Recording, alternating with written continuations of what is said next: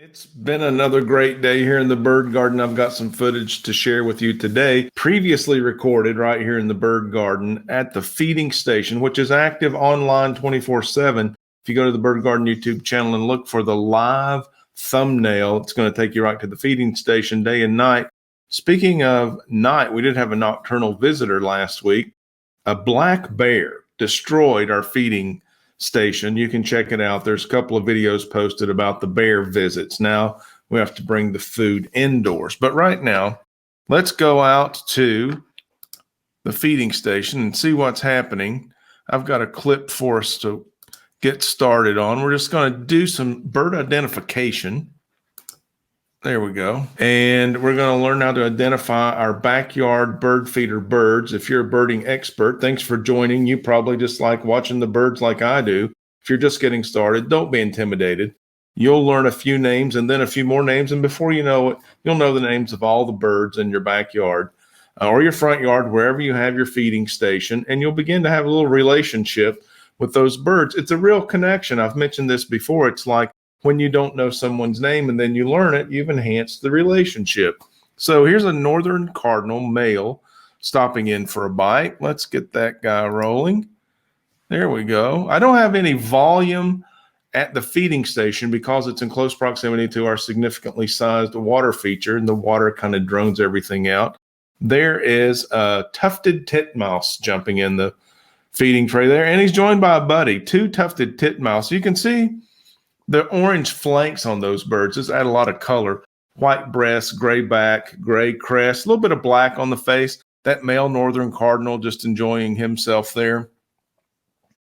Okay, we do have a white-crowned sparrow adult coming in at the suet ball feeder on the left. An additional white-crowned sparrow now on the tray feeder jumping up on the pillar feeder under the green dome right of center. We know they're adults because the head is marked with stark black and white contrast. The juveniles have brown and tan stripes on their head. A little bit confusing until you learn what you're looking for. They look quite a bit different than the adults. The white-crowned sparrow has a clear gray chest and belly, brownish and white streaking on the back, light-colored bill, light-colored legs. They're a large sparrow, quite a bit larger than the song sparrow that also frequents the feeding station. They look like a giant beside a chipping sparrow who also comes by every now and then. There's another tufted titmouse. And we're going to get to the birds you saw in today's thumbnail, the eastern towhee and the red-headed woodpecker. That's not clickbait. Those are beautiful birds. And I was happy to catch them in this footage at the bird feeding station. Now, when the birds leave like this, they're either just transitioning, so the feeder doesn't get overcrowded. They have a nice cooperation. They're kind of socially distancing themselves so they can eat in a peaceful manner. You can see the size difference there when that adult white-crowned sparrow dropped in with that tufted titmouse also in the feeding tray. They're eating. There's another white-crowned sparrow in the background behind the pillar feeder under the green dome on the right. They're eating pepper-infused sunflower hearts out of that feeding tray, as well as remnants of a pillar feeder you see sticking up there. Carolina chickadee jumping in there. Now that's typical of the Carolina chickadee. There's a downy woodpecker on the pillar feeder under the green dome. That's the male. You can see a little bit of red flashing on the back of his head. The female looks identical but lacks the red spot on the back of the head. Let's get a little closer view, not much, but a little bit. All of the food that are in the hanging feeders and the suet feeder in the center are pepper infused. All of the food, there's a Carolina wren with its big tan eyebrow, reddish brown back, tan, buffy, clear chest and belly. All the food's pepper infused to dissuade the mammals from partaking. We have gray squirrels and raccoons and black bear, chipmunks,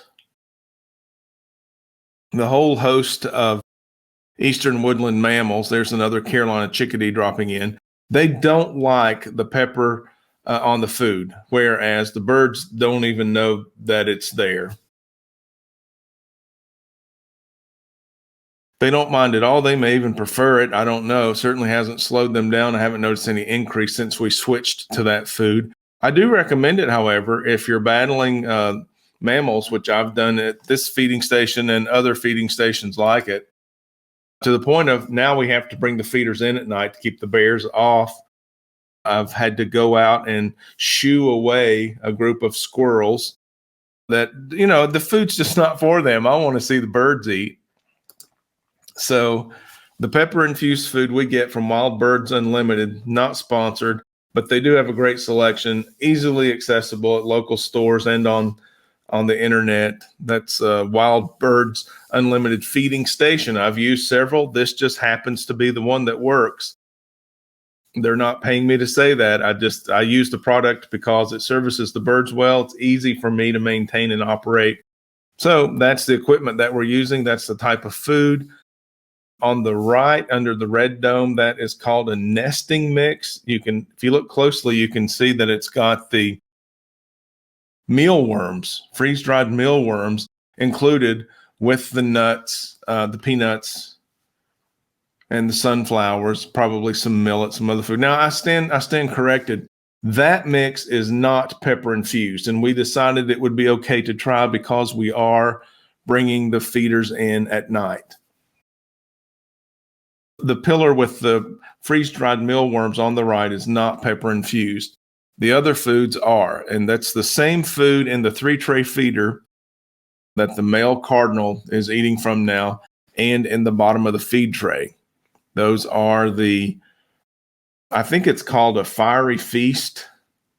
Or no, those are called fire chips when it's just the sunflower seed.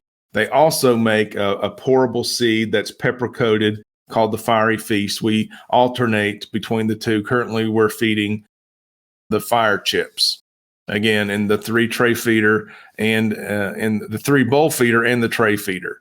So there's a white crowned sparrow adult coming back in, helping himself to some of the suet balls, which also have mealworms and insects in the suet. So the bluebirds and the woodpeckers also enjoy those suet balls.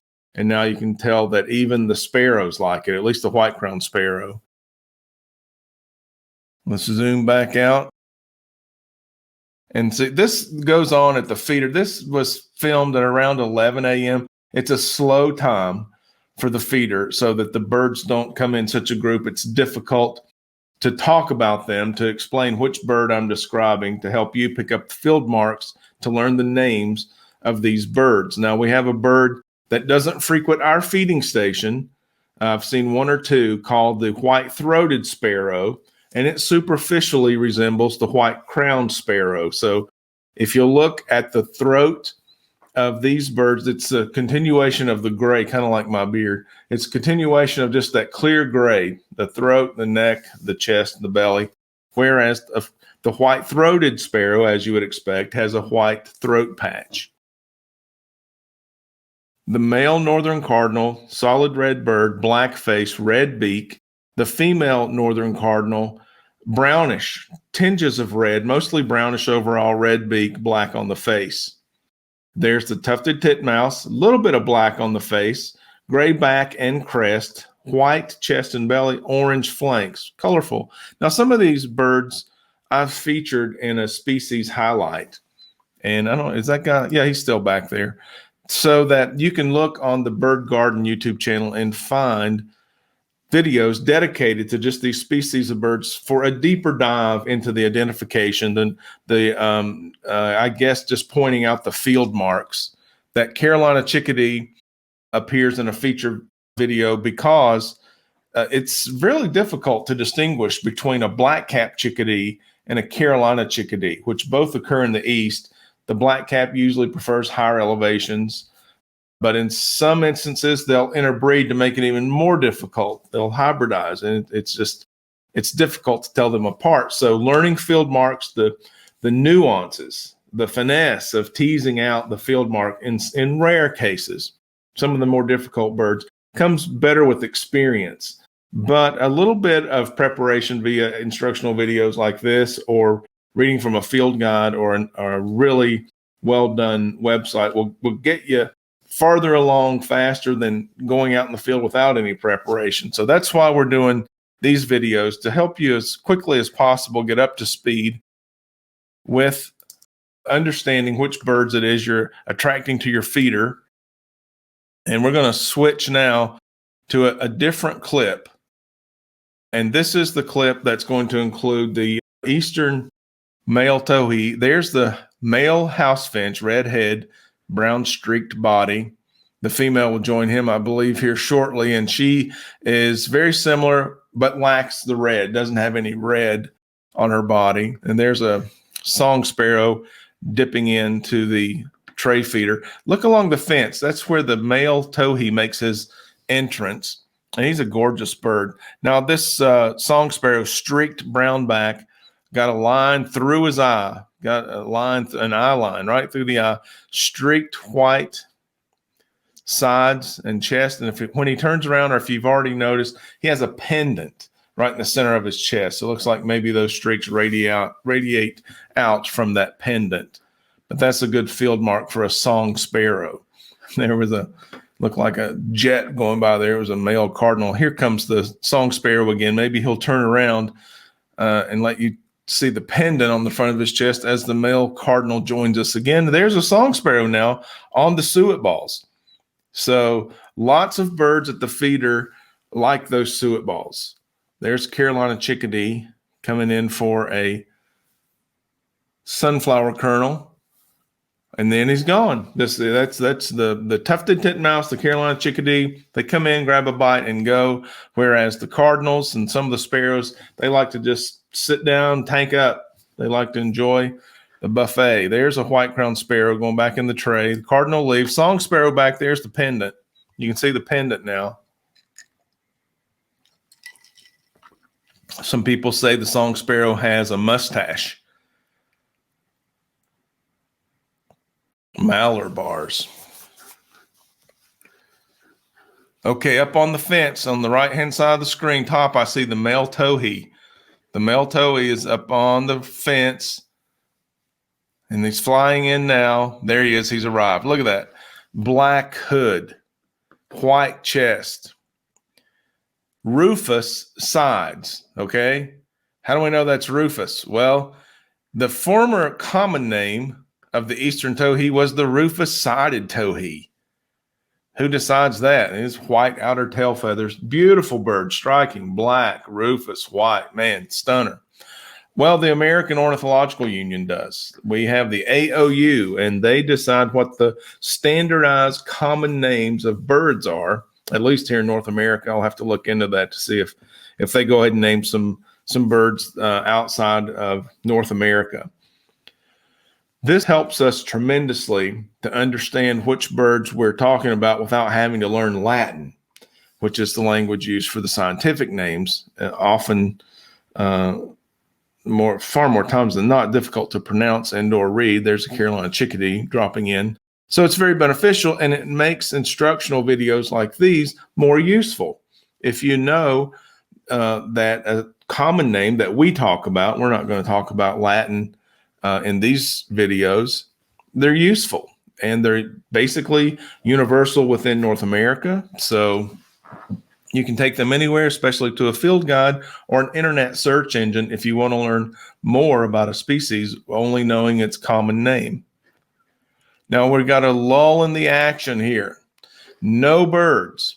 Now that can mean, and of course, no birds, and then one flies in. If it were empty, it was a Carolina chickadee.